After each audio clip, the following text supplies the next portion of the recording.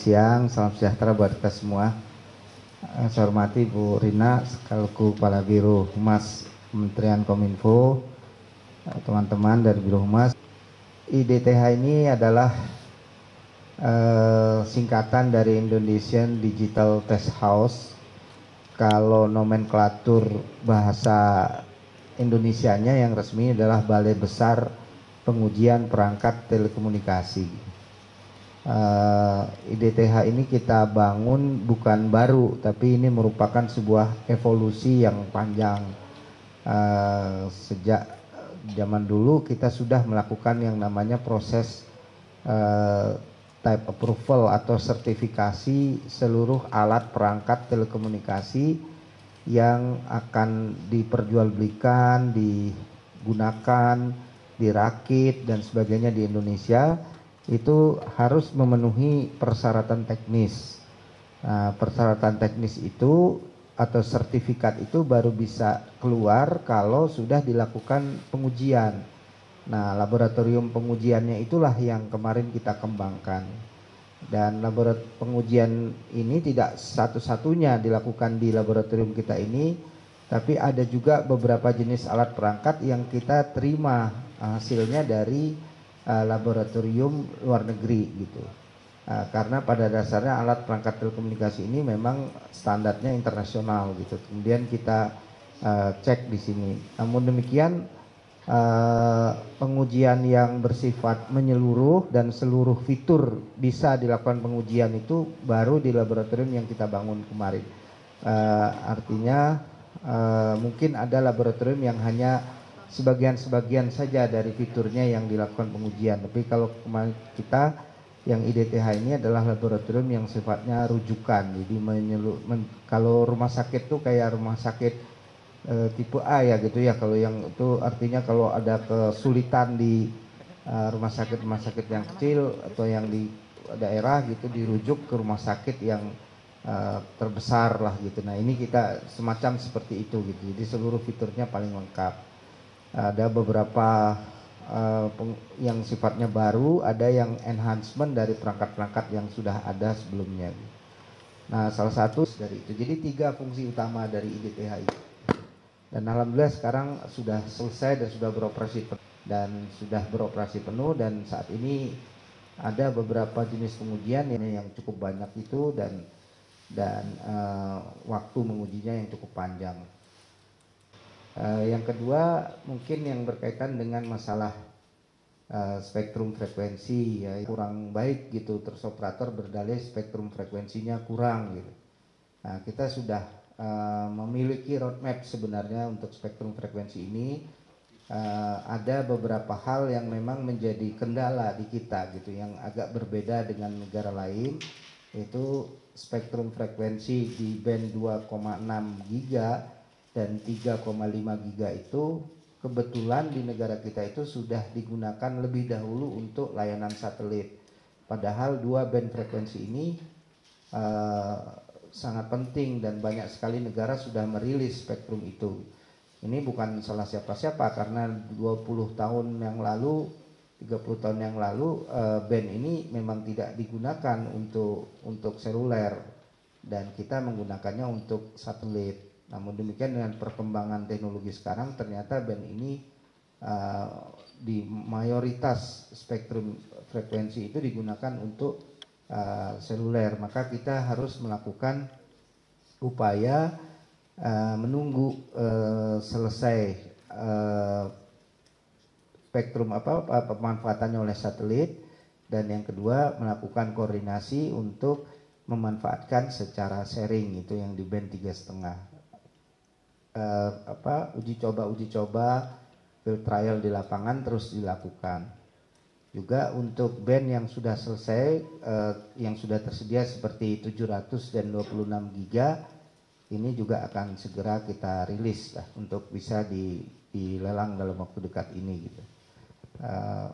Tambahan lagi spektrumnya ini tidak hanya pengen cepat dan segera dirilis ke spektrum, juga teman-teman operator ini mengusulkan ya dalam berbagai kesempatan dan sudah kirim surat juga ke kita supaya ada pemberlakuan semacam quote unquote insentif gitu, sehingga pada saat lelang nanti harganya tidak maksimal, tidak seperti band-band frekuensi yang sebelumnya gitu.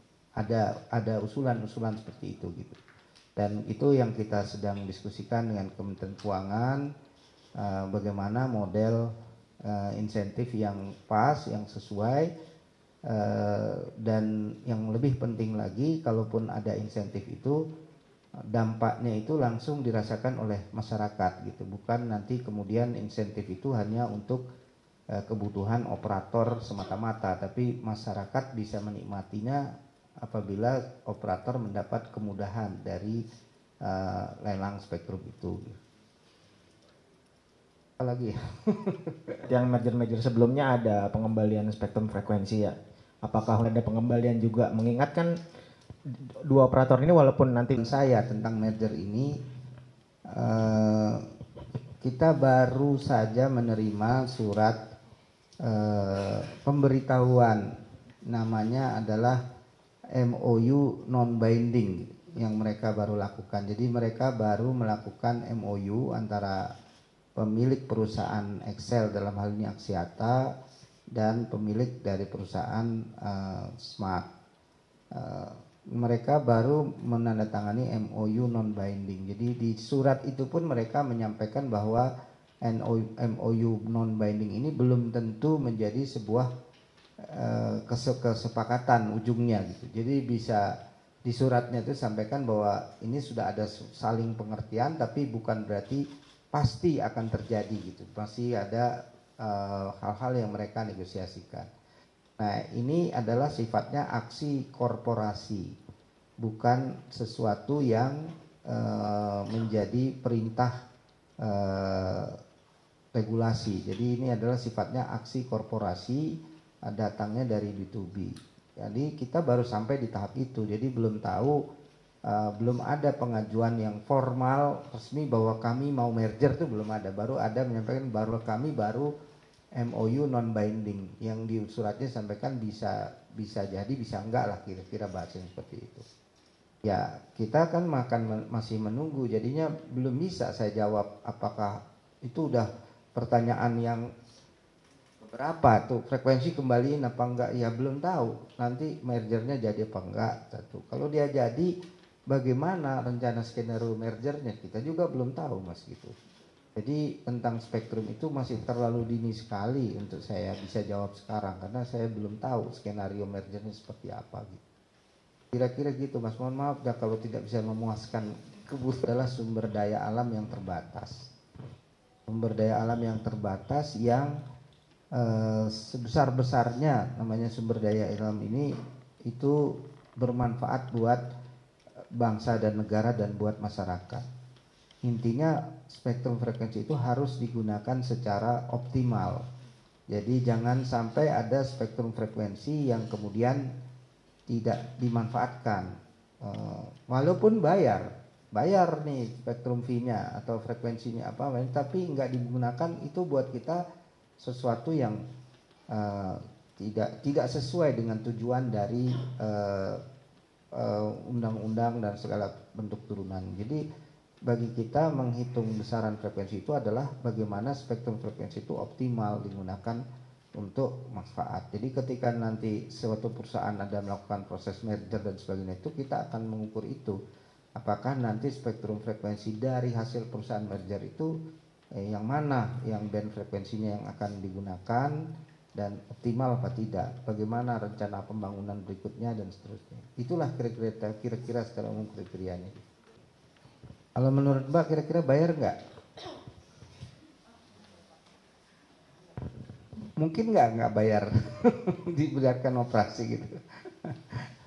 Ya pasti bayar lah, masa nggak bayar? Kalau istilahnya menggunakan spektrum frekuensi dan aturannya harus bayar, ya bayar. Tapi kalau ada frekuensi yang memang di secara aturan nggak perlu bayar, contohnya itu tadi kita pakai remote control kan nggak pernah kita bayar, padahal itu pakai frekuensi juga. Pakai ngidupin TV ini loh gitu kan, pakai itu frekuensi, tapi nggak perlu bayar. Tapi kalau spektrum frekuensi yang berkaitan dengan satelit itu ada tarifnya, ada ada apa namanya, ada aturannya. Jadi setiap itu dimanfaat beroperasi secara komersial, bahkan sejak diterbitkannya izin ISR-nya itu dia harus bayar dulu baru kemudian keluar ISR-nya. Jadi Starlink Indonesia itu sudah bayar spektrumnya untuk itu. Dan tanya angkanya berapa ya Mbak ya, saya nggak hafal tuh angkanya gitu. Nanti tanya teman-teman. Tapi sama apa namanya, setara dengan penyelenggara satelit yang lain gitu. Dengan Telkomsat, dengan PSN, dengan ini itu udah ada tarifnya gitu. Bayar Mbak. Masih. Nggak ada insentif 5G, itu tadi saya sudah awali penjelasan. Kita nggak concern terhadap teknologi ya, maksudnya concern kita itu spektrum frekuensi itu optimal dimanfaatkan untuk melayani masyarakat, dan dia memiliki teknologi peraturan untuk teknologi netral. Jadi artinya operator nanti yang menentukan dia akan memanfaatkan spektrumnya itu untuk 4G, untuk 5G sesuai dengan dinamika industri dan kebutuhan masyarakat gitu. Jadi ini nanti tolong diperbaiki, jangan insentif 5G itu sering saya baca juga tulisan-tulisan seperti itu, nggak pernah kita bicara insentif 5G, tapi insentif untuk pemanfaatan spektrum frekuensi bagi penyelenggaraan seluler, industri seluler di Indonesia. Nah, apa bentuknya itu memang sedang kita diskusikan. Yang pasti kita syaratnya bahwa insentif itu impact-nya, dampaknya bisa dirasakan langsung oleh masyarakat. Kita bukan memberikan insentif buat operator, tapi memberikan insentif melalui operator untuk kebutuhan masyarakat. Kan untuk operator misalnya untuk bayar hutang, untuk bangun gedung, bangun ini, bukan itu. Tujuannya insentif itu adalah operator mendapat quote unquote kemudahan dari pembayaran yang seharusnya nanti masyarakat bisa menikmati. Maka kita harus pastikan itu apa bentuknya yang akan bisa dinikmati masyarakat setelah Anda mendapat fasilitas tanda petik dari masyarakat, dari pemerintah itu. Itu yang terus kami diskusikan dengan operator. Diskusinya sudah panjang dan kami sudah mendapat banyak usulan-usulan dari operator bentuk yang bisa dirasakan langsung oleh masyarakat. Secara garis besar, pertama untuk perluasan coverage.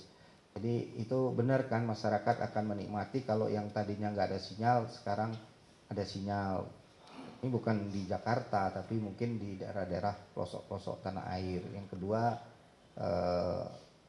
kualitasnya membaik gitu. Yang tadinya download speednya cuma 20 megabit per second bisa naik menjadi 30 megabit per second atau 40 dan seterusnya. Jadi apa bentuknya itu, hal-hal yang seperti itu gitu, yang bisa menikmati, dirasakan oleh masyarakat. Sama 2,6 dan 3,5. 2,6 itu saat ini dipakai oleh Indostar ya, apa namanya? Benar ya, Indostar dari MNC Group ya, satelitnya gitu. Sekarang sudah lama beroperasi dan dia akan berakhir pada masa desain dari satelit itu berakhirnya pada akhir tahun 2024. Jadi di tahun 2025 itu bisa sudah mulai dirilis, karena berdasarkan peraturan yang berlaku sejak tahun 2025 2,6 giga itu nanti akan digunakan untuk mobile communication, mobile broadband, dan itulah nanti penggunaan yang akan diproteksi oleh pemerintah, oleh Kominfo. Sedangkan pemanfaatan di luar untuk mobile broadband itu tidak diproteksi. Apa maksudnya proteksi itu? Proteksi itu kalau kita sudah memancar, ada bentrokan, misalnya sinyalnya yang dimenangkan, yang dijaga itu keberlangsungannya yaitu. Jadi seandainya ada yang manfaatkan juga untuk satelit, dia tidak diproteksi lagi sejak tahun 2025. Artinya sudah bisa dimanfaatkan untuk mobile broadband. Nah, yang 3,5 ini lebih panjang lagi, waktunya masih cukup panjang. Karena kita tidak ingin menunggu terlalu lama, kita diskusi tentang possibility untuk dilakukan secara sharing yang di 3,5 itu. Jadi bisa dipakai untuk mobile, bisa dipakai untuk satelit juga. Nah, ini sedang kita lakukan trial sharing itu yang tidak saling mengganggu atau tidak ada bagian yang terganggu. Kalau secara memancar bersamaan itu yang akan terganggu satelitnya, bukan mobilenya gitu. Kalau secara bersamaan. Nah, kita sedang berdiskusi supaya satelit itu tetap bisa berlanjut. Apa kriteria supaya tidak terjadi interferensi? Kalau teorinya spektrum frekuensi itu ada 3 sumbunya. Satu sumbu waktu, kalau misalnya bisa pakai gantian. Ya, lu pakai pagi, gue pakai malam gitu.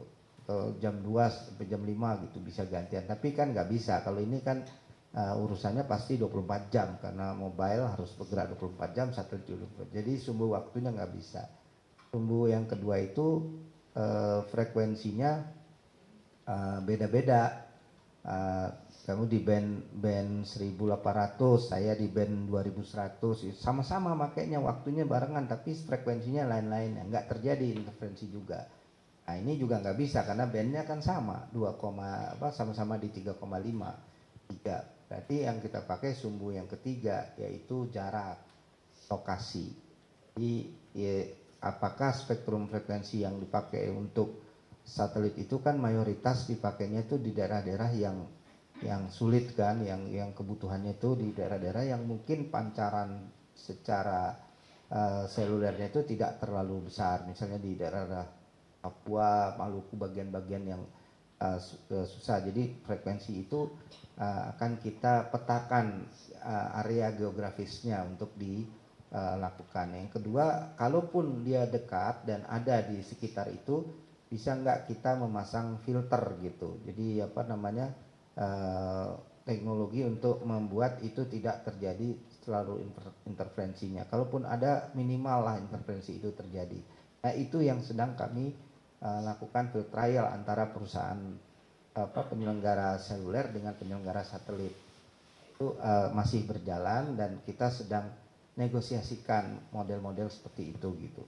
Jadi mudah-mudahan tidak harus menunggu, kalau berakhir itu 2000 frekuensi 3,5 itu masih ada yang berakhir 5 tahun lagi, ada yang 8 tahun lagi, masih panjang lah. Jadi oleh karena itu nggak mungkin kita tunggu sampai seperti 2,6 itu, karena kalau 2,6 berakhirnya di akhir tahun ini.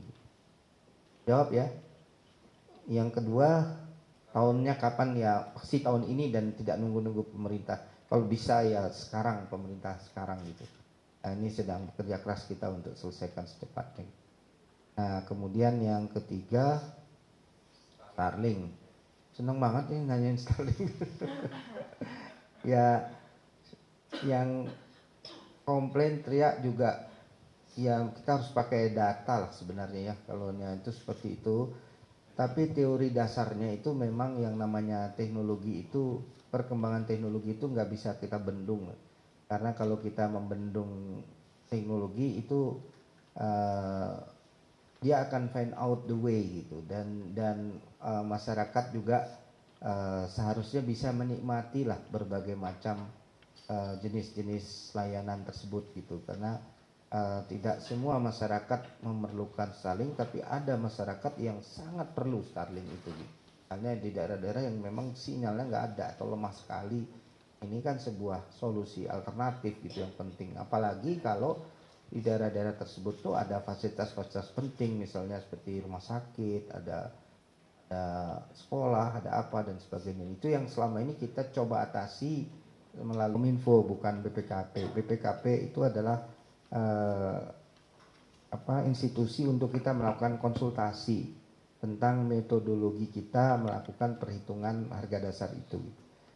Kita membuat sebuah metodologi cara menghitung dengan berbagai macam formula dan sebagainya, kondisi lapangan, kondisi realita dan seterusnya.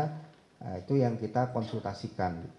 Jadi bukan ditetapkannya oleh BPKP, tapi ditetapkannya oleh Kominfo setelah mendapat hasil konsultasi, dan alhamdulillah ini sudah hampir final. Jadi sudah untuk harga dasar itu sudah boleh dibilang sudah konsultasi kita itu sudah hampir selesai, jadi sudah di review lah oleh mereka cara kita melakukan. Harganya lebih besar, lebih tinggi dari tahun sebelumnya atau bagaimana? Enggak, ini bukan tahun anunya. Ini karena band frekuensi itu beda-beda ininya, kriterianya. Ada band 800, ada band 900, ada band 2,1, ada band 2,3, nanti ada band 2,6, 26. Jadi setiap band tuh punya ekosistem sendiri gitu. Cara untuk menghitung besaran band frekuensi itu complicated, agak banyak parameternya gitu. Jadi nggak bisa tahun ini berapa, tahun depan berapa, bukan kayak baju mode nanti turun kalau udah mode baru keluar gitu, nggak. Jadi perhitungannya agak complicated gitu karena tergantung banyak